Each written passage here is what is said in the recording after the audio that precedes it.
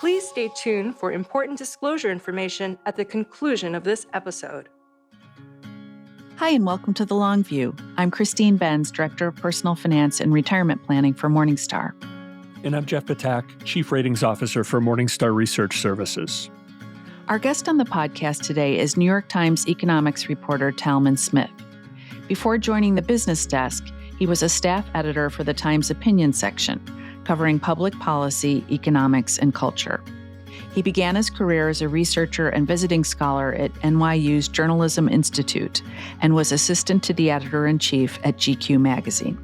He graduated from Tufts University with a major in history. Tal, welcome to The Long View. Thank you so much for having me. Well, thanks for being here. So we want to start by talking about your work as an economic reporter for the Times. Can you talk about how you define your beat so that you're not bumping into the work that your colleagues who are also working on the economy are doing?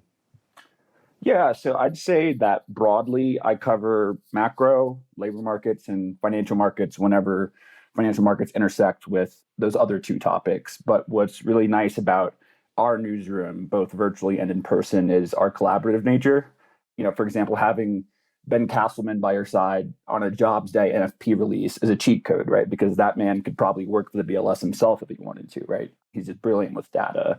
Joe Renison was a great get for us from the FT, and he's been lovely to talk about markets with. I've learned a bunch from him. I've learned a bunch from Lydia DePillis, who has come over from ProPublica recently.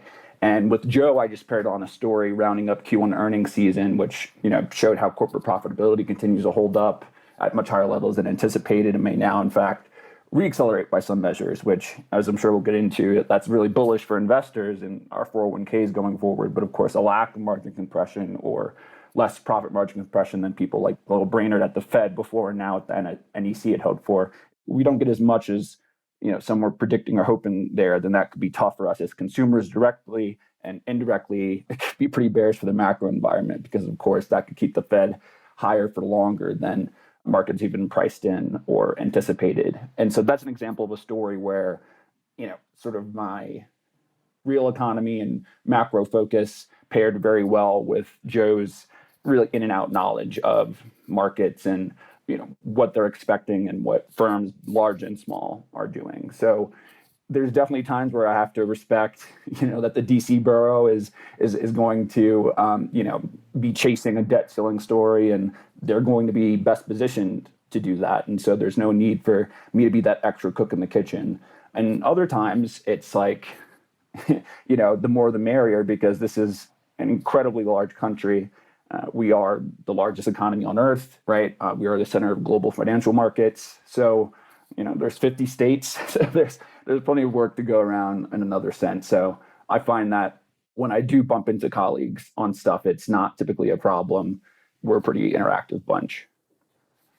In your work, you often try to bring in the lived economic experiences of real people, not just economists and other experts. How do you find people to interview for your stories, especially a diverse group of people you might not naturally run across in your work or within your social circles?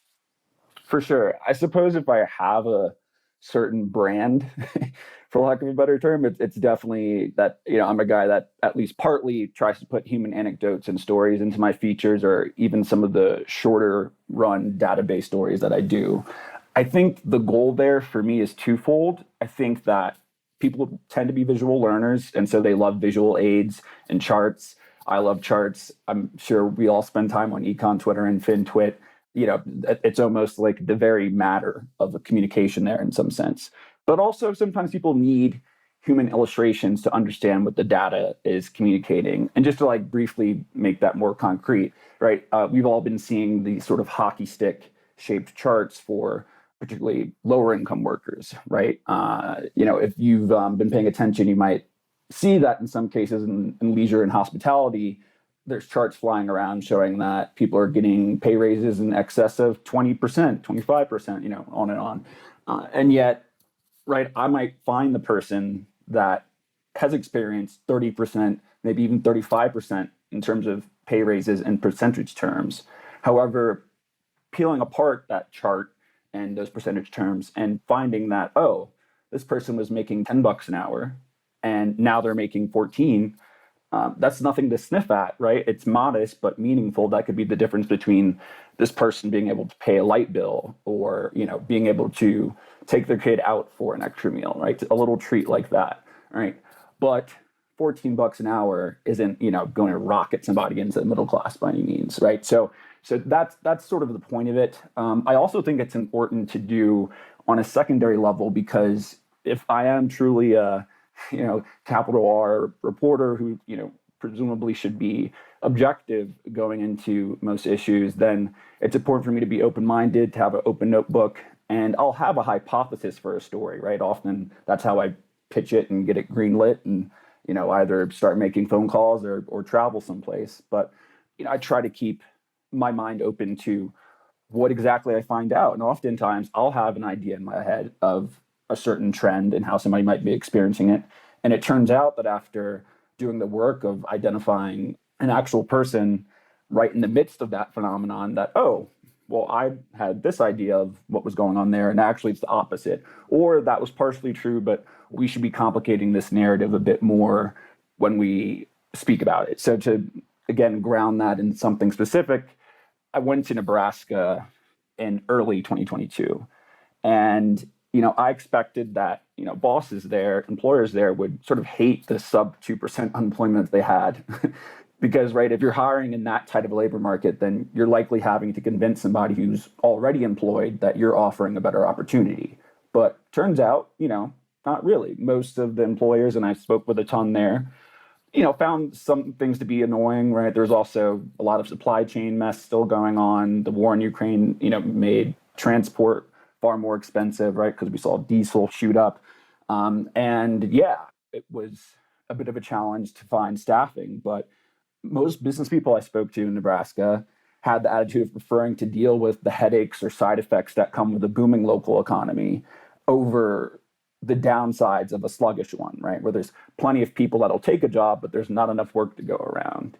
And so in that case, being on the ground there for a full week let me suss out the precise hues of the picture there. And so part of my thought going into that was, oh man, I might end up writing a sort of story that quietly underlines the potentially combative nature that comes into play when labor markets are tight enough to give workers an unfamiliarly high degree of leverage over capital holders. But instead, I wrote a story, one of the more rare feel-good stories, I think, in the industry last year, about how actually this community was thriving, warts and all, with this hot economy and with this hot labor market.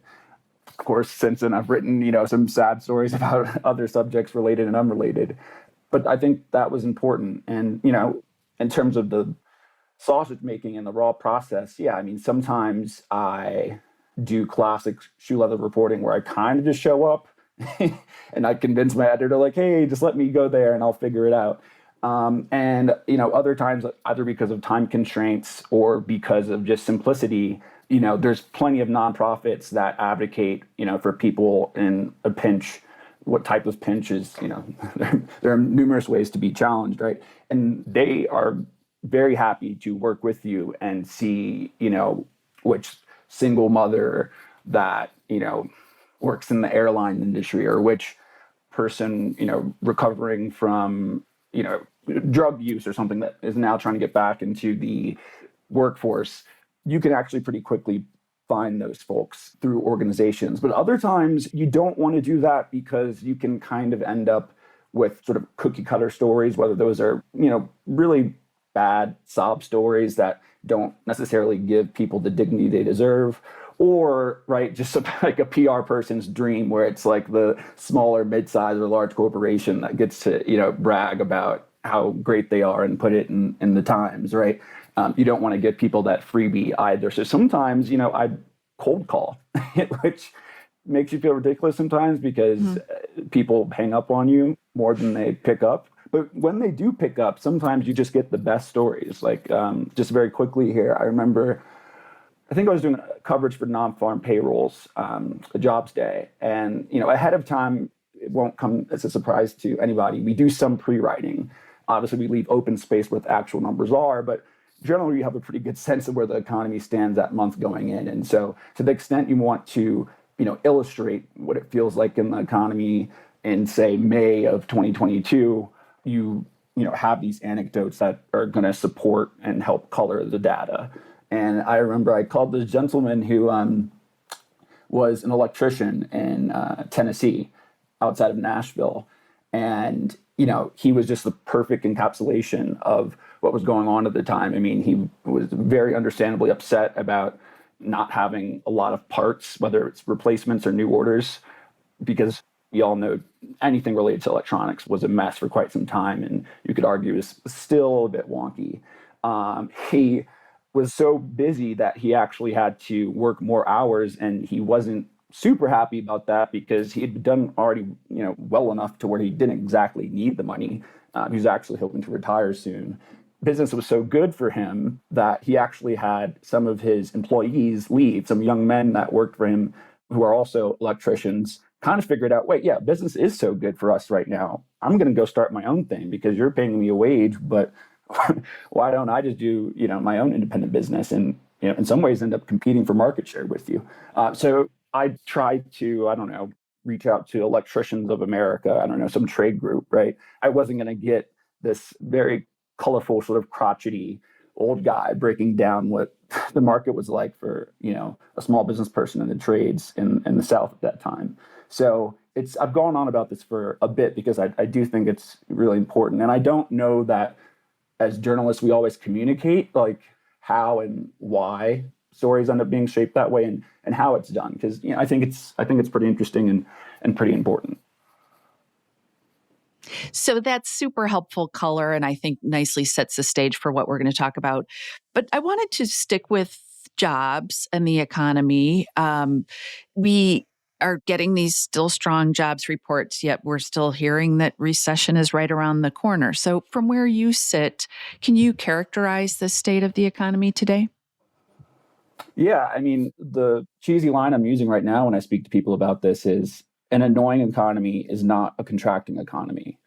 There's a lot of good reasons people have to be frustrated all the way up and down the income spectrum. All sorts of investors have been challenged as well on the sort of financial market side of things.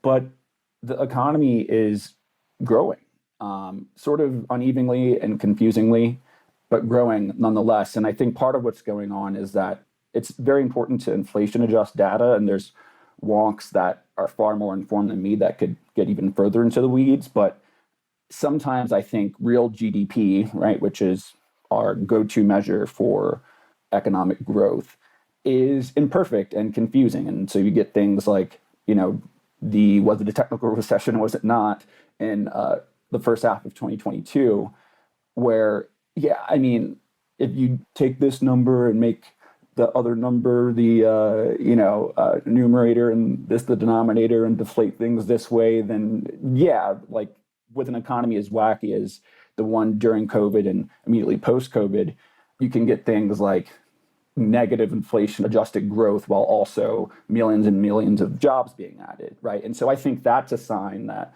not we should throw away real GDP as a measure, right? I mean, I wrote a story in the fourth quarter, I believe, of 2021 when, nominal GDP was still so strong that it was outpacing and overpowering the inflation adjustment.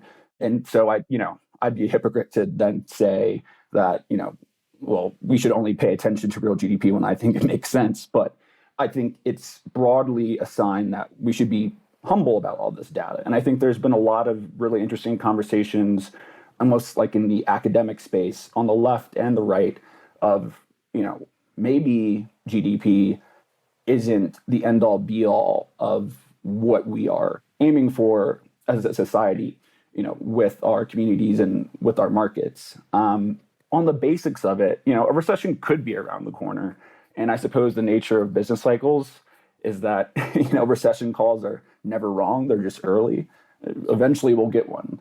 But it appears that we are no longer secularly stagnant, which was our problem last decade, right? And I suppose austerity policies or future mismanagement of the economy in general could change that, right? We, flirted with a completely voluntary debt crisis that, could and ultimately did not cause a recession. But ultimately, if you zoom out, it seems like for now, between the animal spirits of economic reopening, the stimulus that buttressed businesses and household balance sheets before, during, and after the crisis, and these sort of strategic longer-term bills that Congress has passed that aim to crowd in private investment, have all combined to give us some escape velocity from that sluggish 2010s era, so that even if we do have a dip in the business cycle that the NBER decides to classify as a recession, or maybe we'll just keep arguing for eternity about what exactly is a recession or not. But it does seem like a different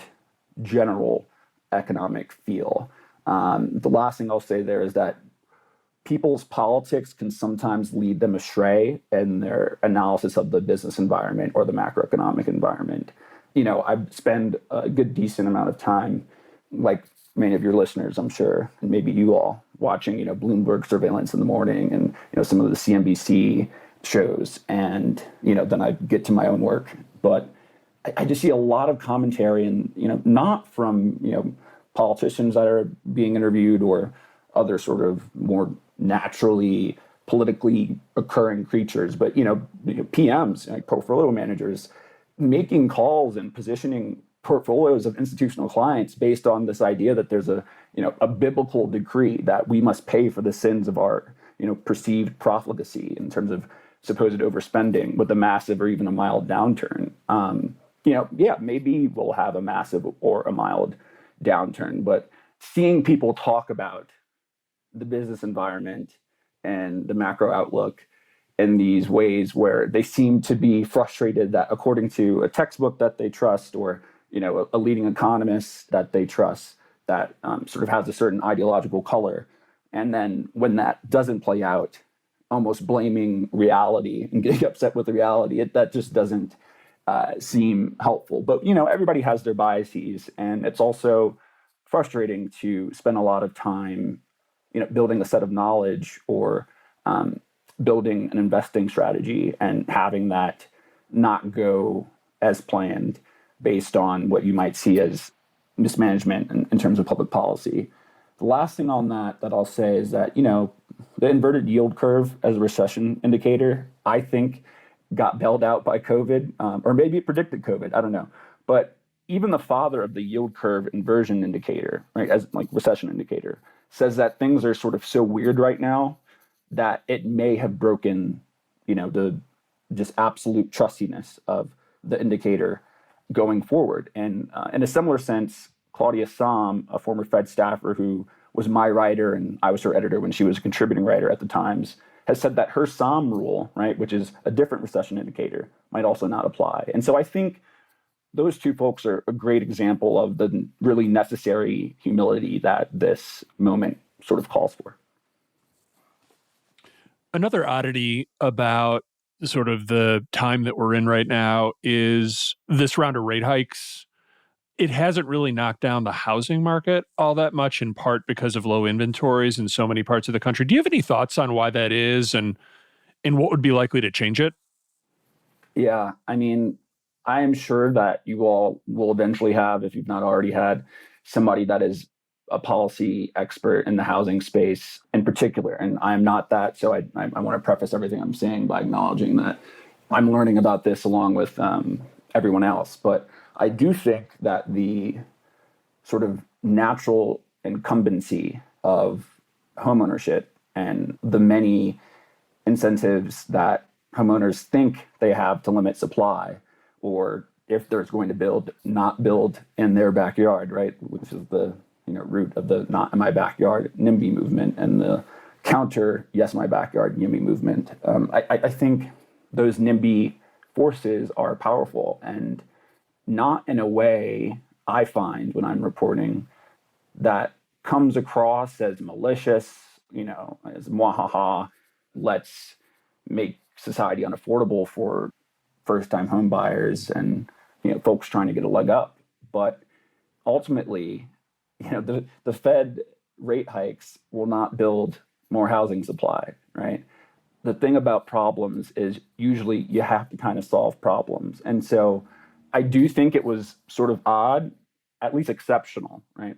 when the Fed was buying, MBS mortgage-backed securities like well into, I think, even early 2022. And to what extent that affected mortgage spreads is something that I know is also debate, but directionally it seems pretty aggressive. However, whatever your take is on QE and all the sort of extraordinary actions that the Fed took on before, during, and after the peak of the COVID crisis, if you step back, getting mad at Jerome Powell about it all seems a bit silly, because ultimately we have to decide if, when, and how we expand our housing supply for a country that is, not growing as quickly as it used to, but it's still growing, and that has millennials, right? I just turned 29, and I'm sure that just soon enough I'll be a first-time home buyer. But my generation is nowhere near as much of a baby boom as the baby boomers, but we are actually now, right, the largest demographic group, millennials, and a lot of folks are, unavoidably going to be in that stage of life where they need places to live. And, part of the American dream, most people's primary investment is their house. And so we have to balance, the sort of vagaries of supply and demand with affordability, and with the sort of odd situation we have in this country where we have all agreed that homeownership is going to be one of the main vehicles of wealth accrual. So it's tough, but I think the solution, and it's not my job to offer prescriptions, but whatever the solution people prefer, whether it's, more single family homes or higher density mixed use stuff, whatever it is, folks should work on figuring it out. Because I think whether it's the Fed or some other institution, as long as we direct our anger at sort of these secondary functions of trying to manage the larger problem, then we're not actually going to focus on that primary problem. So I'll leave it at that, and I look forward to listening to whoever you all have on that is more expert on housing, that maybe can help me learn about some more creative solutions in that space. Yeah, that's good food for thought, and it's a good segue to the main topic that we wanted to discuss with you today, which is this in-depth piece that you wrote for the Times in May, where you looked at the enormous amount of wealth that will transfer from baby boomers to their children and grandchildren over the next couple of decades. Some of that will be housing wealth. So before we get into that story, can you just talk about why this is happening? Why have baby boomers done so well? Yeah, I mean, baby boomers just sort of hit the jackpot in terms of timing of when they were born, right? Of the 73 million baby boomers, right, they were mostly born in the mid-century, in the heart of the mid-century, as U.S. birth rate surged, as there was this huge leap in prosperity after the Depression and World War II. Boomers had the great timing of getting into the housing market at the time where the government creation, right, of the 30-year fixed mortgage, was really coming into mature form, in part backed by more government maneuvering that helped make 30-year fixed mortgages a lucrative investment once it was securitized on Wall Street, right? Because before, it's almost a side point, so I won't go that deeply into it, but there's nothing inherently attractive, right, about a boring old, 30-year fixed, right? There was a lot of intentional involvement by the government to make this something that was sort of a symbiotic public good and a really, really profitable, investment for the financial services world, which helped then spur more crowding in of housing investments. And so when you add up the numbers, right, a key reason why there are such large soon-to-be inherited sums, is how I framed it in the story, is that incredible way that boomers benefited from price growth in the financial and housing market. So just to rattle off the two main stats that were associated with this passage, the average price of a U.S. house has risen by about 500% or so since the early to mid 80s, when boomers were in their 20s and 30s. And that's, as I just said, prime years for household formation. And we've all witnessed and have all benefited, we can get into the major downsides that might have come with this transformation as well. U.S. corporations becoming just these, countries unto themselves, right? These global behemoths. And so if you were invested early on, and there are plenty of middle class, upper middle class, and certainly affluent boomers that were invested early on in the stock market, then you've experienced incredible returns, right? If you just, buy and hold, park it, don't think about it, which is, a major investment strategy that many people do, quite smartly, I'd add, then, the stock market by the S&P 500 index is up by almost 3,000% since the beginning of the 80s, which again is around the time index funds took off as a mainstream investment for, regular folks, not just corporate employees in the C-suite. So it's this weird mix of timing, the maturation of certain investment vehicles that combine to give boomers so much wealth. A key point of your piece is that most baby boomers will not be dying with vast sums of wealth. They may leave a few $1,000s or their homes to their heirs. Instead, the wealth is quite concentrated with the wealthiest boomers. Can you expand on that? Yeah, so high net worth and ultra high net worth individuals, those with at least 5 million and 20 million in cash or easily cashable assets, right, make up only 1.5% of households, right? 1.5% of households. Together, high net worth and ultra high net worth individuals constitute 42% of the volume of expected transfers through 2045. So that's $36 trillion of money, and it is highly, highly concentrated. The sort of tongue-in-cheek passage that I have in part of the story that addresses this is illustrating through Succession, right, the HBO show, that, that is what that sort of wealth looks like. And while absolutely there are sort of more, I guess you could say, run-of-the-mill wealthy families, right? A third-generation family of doctors, or, somebody that was involved in, an IPO in the 90s and, invested their money well and, maybe got into investing a little bit of real estate around their, Midwestern town or city. That's absolutely there. And that's also trillions and trillions of dollars of wealth. And much of it will get passed on, though healthcare expenses will eat up a good bit of it. And yet it's not a side story, but that wealth, that sort of upper middle class and sort of normally affluent wealth, still is dwarfed by high net worth and really ultra high net worth individuals. So when people get into debates about wealth taxes and these sort of things, and I assume that might come up now, I think it's equally important to note that there are some folks like Morris Pearl, who I profiled in the story, who was a Wall Street money manager for many years, got started at Salomon Brothers. He says he supports reforming the tax system to avoid jeopardizing social stability and economic growth, right? He thinks that we're in danger of becoming, secularly stagnant again in a few years if, this level of wealth inequality continues to go forward, because we'll lack dynamism.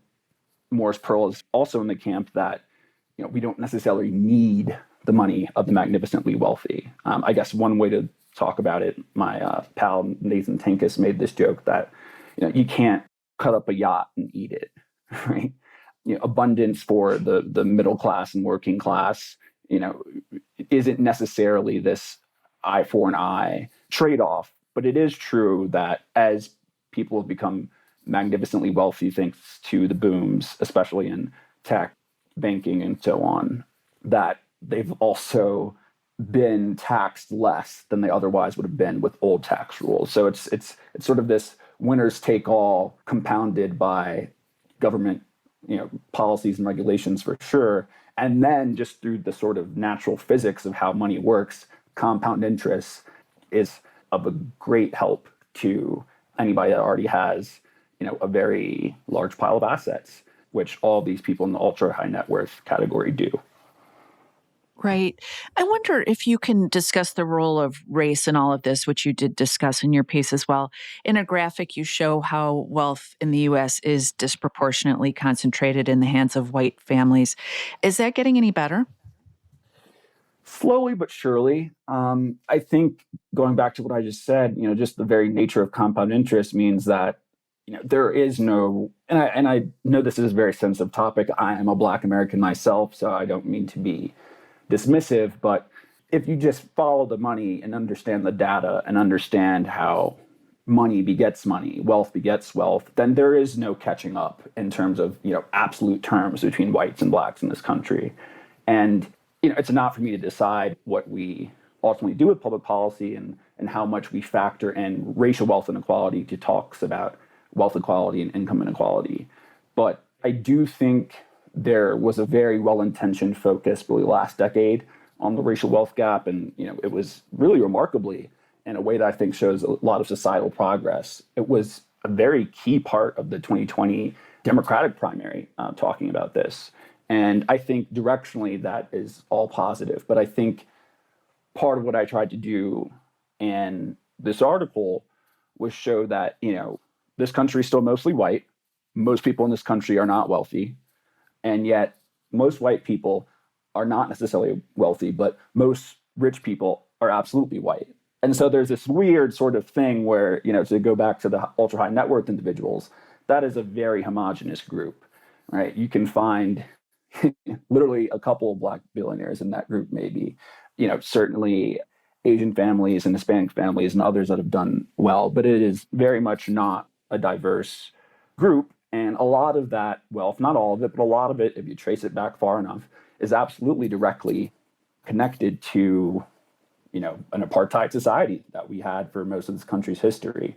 And yet I think if we added, let's say, like Jay-Z is a billionaire, if we created 100 more Jay-Z's with just as much wealth as Jay-Z and Beyonce have, right?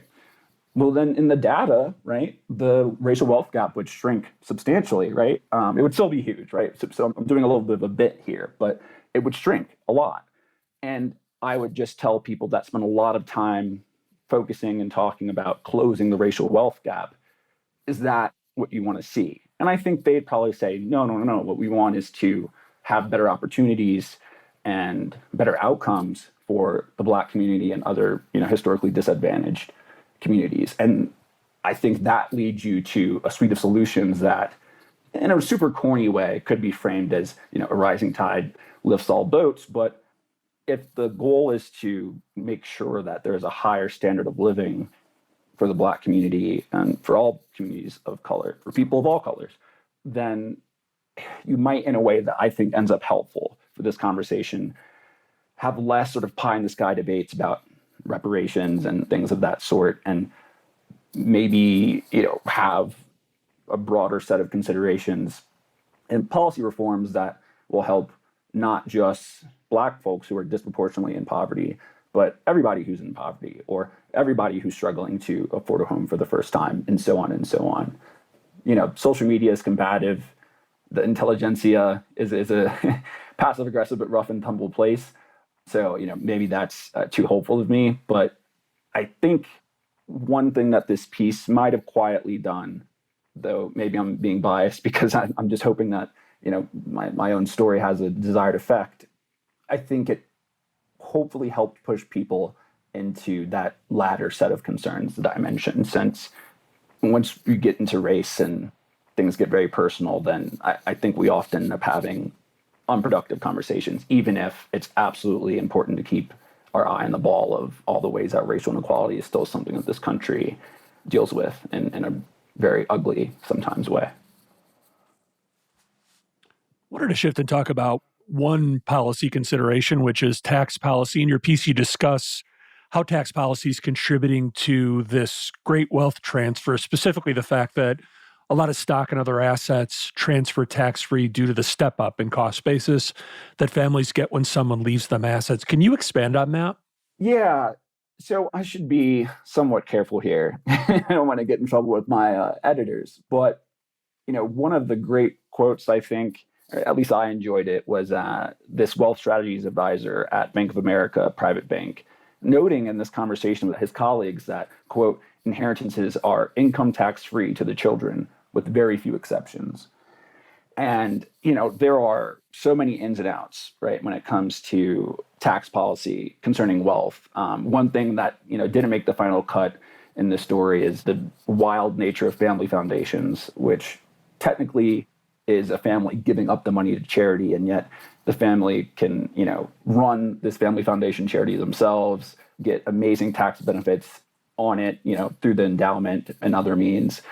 And that didn't even make it in, right? And you mentioned the estate tax and step-up basis taxes as well, or lack thereof. And The merits of them, that's not for me to say, but I think the very fact that there are so many different specialized tax attorneys and wealth managers that operate in the space, it shows that it's a good business. It's increasingly a good business. I mean, it's almost funny in a way. I mean, wealth management, you all are more experienced than me, but I certainly don't remember it having the sort of glamour that it does now. I think it was a bit more of a, maybe not sleepy backwater, but maybe not the most exciting or lucrative space. And, now we've seen, many of the biggest Wall Street banks really pivot to focus on this because they know there's plenty of opportunities for them to save their clients money and for them to make money by aggressively pursuing these means of preserving as well as creating wealth. It is absolutely true that individuals can transmit up to $12.9 million to their heirs during life or at death without any federal estate tax. That's $26 million for married couples.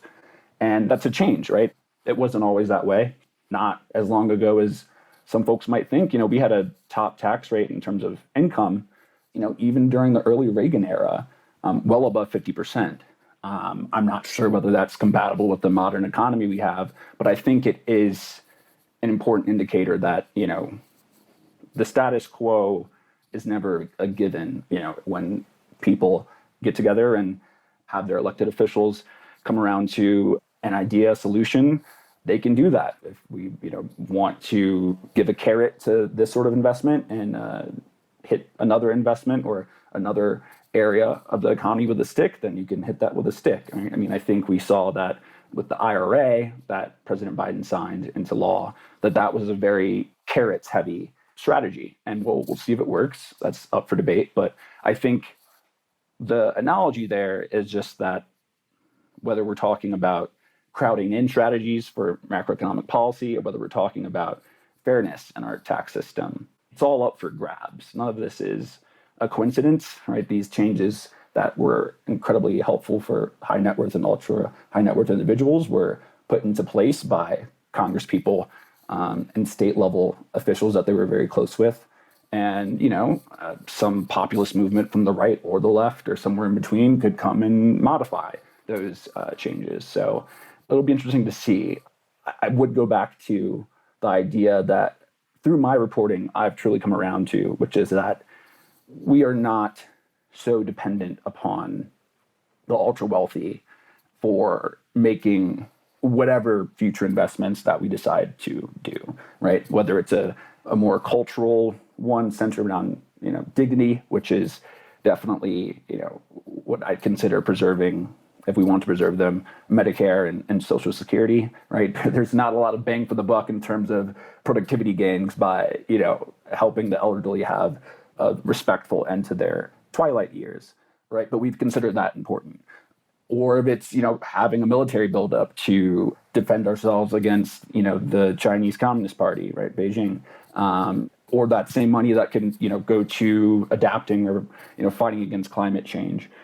The numbers really start adding up very quickly. And I think it's just important for macro-focused reporters like me to warn folks that, one, there's a lot of brilliant lawyers I cite, or at least hyperlink to one Harvard lawyer that points out that a wealth tax may be at risk, particularly with the current makeup of the Supreme Court. But even putting that aside, the legality, there's not enough, Elon Musk and Jeff Bezos to pay for all this stuff. It's much more likely that some creative vehicle, I don't know whether it'll look something like, some democratically approved version of what the Fed did with its facilities during the height of the crisis or not. It might be something hybrid.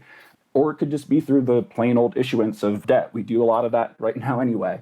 That will be a part of the mix. There is no cheat code where we read articles by Talmon Joseph Smith at the New York Times that lays out how deeply unequal this country is in terms of wealth as well as income. And then it's like, oh, well, let's just take their money and, all of our problems will go away.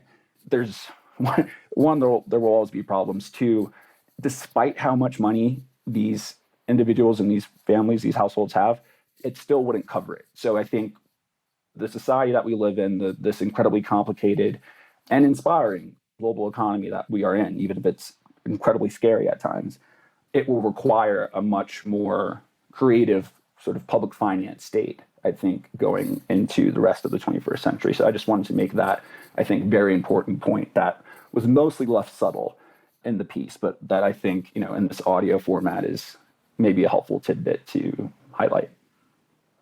Yeah, that is helpful. I wanted to talk about some of the feedback on the article. I was reading through it yesterday, and the article was circulating among a bunch of financial people on Twitter as well. You had about 1,600 reader comments before they closed off the comments. Was there any feedback? First, I guess, did you read the feedback? And second, was there any feedback that was surprising to you? So I do read the comments. I can't read all of them, definitely not when there's 1,600 of them. And you're always some mix of flattered and relieved when you spend months working on a story and then it actually does get, millions of views based on, our internal data. And, because the fear is always, what if I spend all my time on this and it just flops or is like a quiet little dud? So I always have that baseline level of appreciation. At the end of the day, I joke with my girlfriend that all journalists are essentially still those little kids, with a crayon and, a white piece of printer paper, making a little drawing and then showing it to mommy and daddy and hoping it's good enough for it to be on the fridge, right? So even if people had problems with the article, I'm thankful for their readership. I think most of the comments that, I wouldn't say surprised me, but that, let's say that frustrated me, were people pointing out, right, just something that I outlined and saying that there's even more detail behind that. Or, well, you mentioned this, but why didn't you mention that? And, it's like, I hear your brother, or like, I hear your sister, but you're also going to be upset with the Times if we, took the original length of this, which was, 6,000 and left it there. Now, of course, some people would have loved that, right? I think there's definitely a certain type of reader that this is catnip for. Breaking down and assessing wealth and income and the various ways it, moves like this massive sort of river delta with all sorts of tributaries and winds and curves, right? It's all incredibly interesting and it has all these social implications. So, maybe a really lengthy version of the story that touched on every single aspect that people brought up in the broader conversation that followed, maybe that would have been fine. But, the Times has also been reassessing how long we make stories. It was a painful cut for me as well, but, we had to take it from almost 6,000 words down to closer to 3,000. And it meant that it was a quicker read that sort of just, hit the highlights and weaved in the personal aspects, the sort of human illustrations. And then it kind of, cut to the chase and then let readers very intentionally stew on it in the comments and on Twitter. I think now it's sort of understood, though I think there will definitely still be room for long form, and hopefully, I'll be one of the writers still doing long form. But I think now that there's so many formats, right? I'm speaking to you for a podcast, and I frequently do Twitter threads, especially for some of the stuff that gets complicated, so that sort of more lay readers can interact with charts that really break things down in a bit more plain English and that maybe have a meme or two connected to it, right? There's all these various ways now for us as journalists to get our message out. And so I apologize to those that brought up, one aspect or two aspects or three aspects of the wealth transfer that I did not note in the final cut, but I would just encourage people to know that I was generally aware of the granular specific that you pointed out. It's just there was not room for it in the story as constructed by the end. So that's my, I guess, one PSA. That's a good segue to the next question that we had, which is, I think you've indicated that your article about the great wealth transfer is kind of an opening salvo on this topic of how wealth is dispersed in our country. What follow-on articles do you expect to pursue? Yeah, without giving too much away, or promising too much, right? Always better to under-promise and over-deliver. Right now, I'm, funnily enough, looking at the housing aspect here. So I really meant it when I said that this is something that I'm learning about. It's funny, I was such a procrastinator in school, and now I realize it's my job to go pretend to be an anthropologist and then write essays about that for the public, and it's like you couldn't pay me to turn in an essay before midnight when it was due before. So that it's funny how life works. On that housing aspect, I'm in Colorado right now, and Colorado increasingly, I mean, it's booming here, and it's understandable why it's booming. In the 2010s, the minute the housing market and the broader economy recovered, Colorado started outperforming, compared to the rest of the states. And I mean, why not, right? I mean, you have the entire Rockies in the western half of the state, beautiful water, all sorts of recreation for adults and kids. It's a beautiful place to raise a family and to move as a young person, right? But the thing about people finding out about something becoming a hot commodity is that the price of things, especially assets like housing, can go up. And I'll say that some things are a little bit TBD, and so I'm sure we'll email or interact about the final form of that story. But COVID really supercharged the boom here in Colorado because many affluent people have the ability to work hybrid or completely remote. And if you can work completely remote or hybrid for part of the month or part of the year, then why not have a primary or a secondary home in the Rockies in Colorado? And a lot of people did that. And you saw in some cases, right, for example, in Steamboat Springs, housing prices went from around 400,000 or so on average, I think, though I should double check myself later, in the mid to late 2010s. And now, a little over 5 years later, the average house there is 1.2. And I actually just hung out the other day with a realtor who I just saw a house that was for sale along this mountainside, and I opened one of the pamphlets and gave her a call, and so we ended up hanging out. And she very nicely gave me a tour of a place I will never be able to afford, and she was like, "Oh, 1.2, that's still what Redfin or Zillow says." She's like, "That's going to be dated soon." And I was like, "Even with interest rates?" And she was like, "Oh, interest rates. Half the people that I'm dealing with are cash buyers, so they don't really, 3%, 7%. They are completely rate insensitive and price insensitive in that sense." I mean, if that's not an illustration of the sort of knock-on effects, the downstream effects of this massive wealth transfer, then I don't know what it is. So there's a lot of public policy debates here, led by the governor, about what to do about this, so that not just the people that work the lifts or that act as tour guides or whitewater rafting guides and all those other sorts of things related to the recreation economy here. How do we ensure that nurses, pharmacists, mailmen, line cooks, waitresses, and on, can still live in Colorado? Because I think, again, without going too far into the details of the story, I've met people that are not realtors and that are not, her buyers or sellers, that are having to ask themselves and their family members, like, do we not just have to leave this county? I mean, do we have to leave the state? Do we have to move to Kansas or move to Wyoming somewhere to be able to afford life? And, I think one of the interesting questions there, and one of the interesting questions that sort of cuts across all of my reporting, is what is a problem versus what is a problem of expectations, right? What's a problem versus what is a problem of expectations? Because in some sense, you could argue, hey, this is free market. Sorry, the working world has changed in a way where now people from California and Seattle and places like this can now move here. And you have now been priced out, but there's plenty of other places that would love to have you as a community member, and you will go live there now. And, in a sense, a lot of our public policy, in many states communicates that to folks. But I guess the question there is, I mean, are we okay with that as an equilibrium as we continue into this decade? Again, not for me to answer, but I think we should just all be aware of what we implicitly communicate about our values or how we want to structure certain markets just by keeping the status quo. So really quick, as a closing question, since you do a lot of reporting in the field, I'd like to ask, is there an issue that you would say is kind of a canary in the coal mine, something that we're not hearing a lot about today, but may hear more about in the future?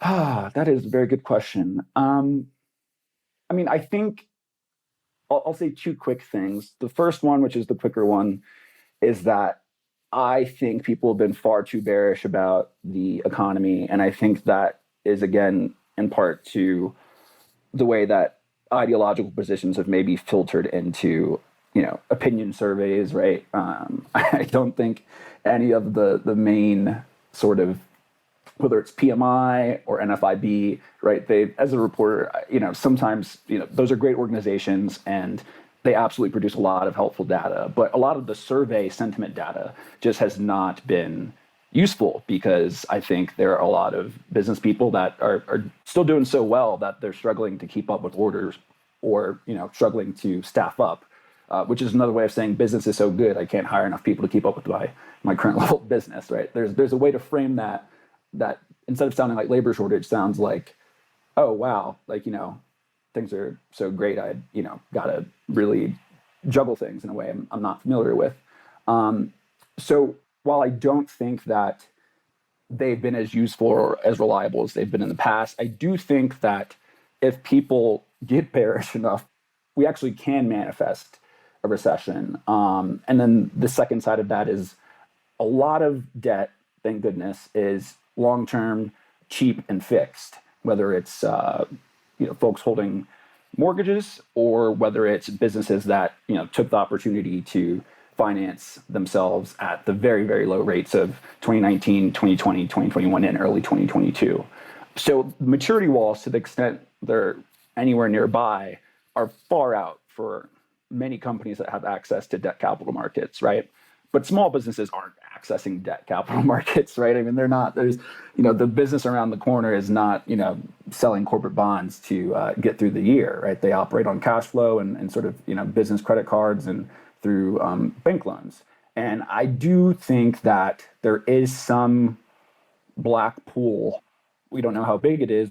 We can't, right? I mean, these are private firms a lot of the time, or almost by definition, they're private firms. There's some amount of small businesses that are going to realize, oh, wait, well, the cash flow is not as good as it was last year. I think we might need to lean a bit more into debt to, kind of get through this air pocket. And then they'll, get a quote from their banker and that person will say, okay, well, we know that we were lending to you at 4% or 5% or whatever it is in the 2010s, but yeah, now I got to give you this loan for 10 at best or something like that, right? And then I think you could see a deluge of business failures, but it could be a very small crop of businesses relative to the size of the economy, but we don't know. So that's something that I don't think we've been talking that much about, in part because it's so hard to know, but public companies are certainly doing well. And then the last thing, and this is more long-term, is I think that whether you want to call it MMT or just this growing school of sort of young bucks in the economist world that are thinking much more creatively about public finance, I think this decade they will have their moment. They'll be wrong, just like the neo-Keynesians before them had been wrong about certain things. But I think that will be a really exciting thing for me to cover, just the changing way that younger economists and some of their older mentors who were not considered mainstream too long ago, or even now, how they'll sort of have their moment in the sun, which will also end up being a test, a very public test. So I think for macro nerds, that's something, to keep an eye out on. Well, more to come, and we will keep an eye out for your work in the Times. Tal, thank you so much for taking part in this conversation. Lots of great food for thought today. Thanks for being here. Thank you. Thanks again. Thank you for joining us on The Long View. If you could, please take a moment to subscribe to and rate the podcast on Apple, Spotify, or wherever you get your podcasts. You can follow us on Twitter at Christine_Bentz. And at SYouth1, which is SYOUTH and the number 1. George Cassidy is our engineer for the podcast, and Carrie Gretchick produces the show notes each week. Finally, we'd love to get your feedback. If you have a comment or a guest idea, please email us at thelongview@morningstar.com. Until next time, thanks for joining us. This recording is for informational purposes only and should not be considered investment advice. Opinions expressed are as of the date of recording. Such opinions are subject to change. The views and opinions of guests on this program are not necessarily those of Morningstar Inc. and its affiliates. While this guest may license or offer products and services of Morningstar and its affiliates, unless otherwise stated, he or she is not affiliated with Morningstar and its affiliates. Morningstar does not guarantee the accuracy or the completeness of the data presented herein. Jeff Patak is an employee of Morningstar Research Services, LLC. Morningstar Research Services is a subsidiary of Morningstar Inc. and is registered with the U.S. Securities and Exchange Commission. Morningstar Research Services shall not be responsible for any trading decisions, damages, or other losses resulting from or related to the information, data analyses, or opinions, or their use. Past performance is not a guarantee of future results. All investments are subject to investment risk, including possible loss of principal. Individuals should seriously consider if an investment is suitable for them by referencing their own financial position, investment objectives, and risk profile before making any investment decision.